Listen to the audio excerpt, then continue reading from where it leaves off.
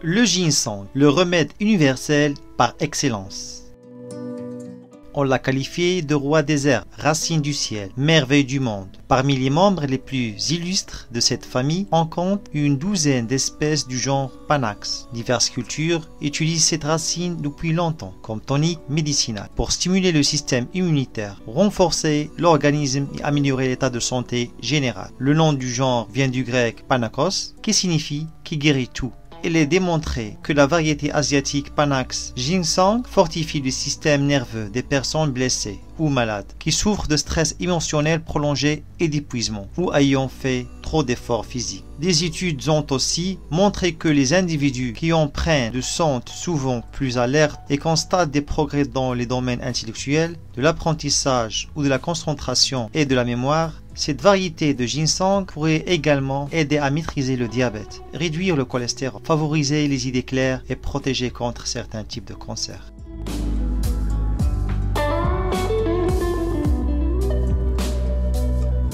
Depuis des millénaires, le ginseng est l'un des piliers des médecines chinoises, coréennes et indiennes. D'anciens textes indiens le décrivent comme une plante qui donne la vie et qui est dotée de pouvoirs magiques. En Extrême-Orient, on considérait que le ginseng revitalisait le corps entier et tous ses systèmes nerveux, digestifs, urinaires et hormonaux. Elle n'était d'ailleurs pas tant considérée comme un médicament que comme une substance qui, en renforçant les défenses naturelles générales de l'organisme, permettait de lutter contre une maladie ou de s'en protéger. En phytothérapie moderne, ce type d'herbe ou de substance est dit adaptogène.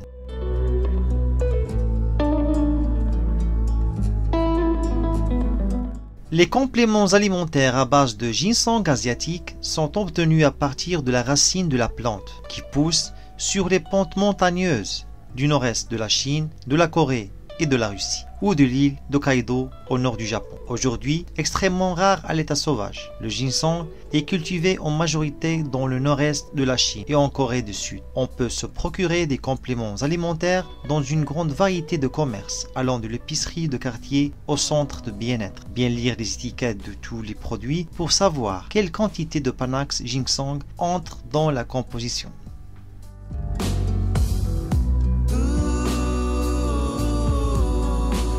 La dose d'extrait normalisé de ginseng asiatique contenant de 4 à 7% de ginsénoside, principe actif, est de 100 à 200 mg par jour. Pour la teinture, prendre 1 à 2 ml jusqu'à 3 fois par jour. Pour l'infusion, laissez infuser 3 à 6 cuillères à café de la racine pendant 45 minutes dans 75 centilitres à 1 litre d'eau. Filtrer, laisser refroidir et boire une tasse de 1 à 3 fois par jour. Gélule, prendre 500 à 1000 mg de racine séchée en poudre de 1 à 2 fois par jour.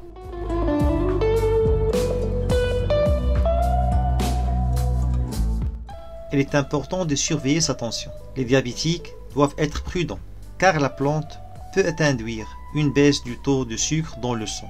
Cette racine a généralement un effet stimulant et est susceptible de provoquer de l'insomnie ou de l'anxiété.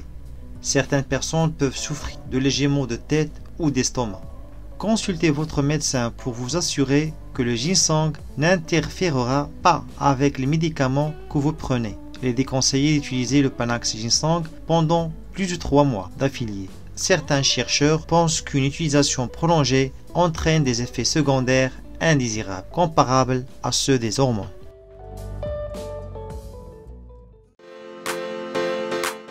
Et voilà, c'est la fin de cette vidéo. Merci de nous soutenir en cliquant sur j'aime et partager. Et à très bientôt.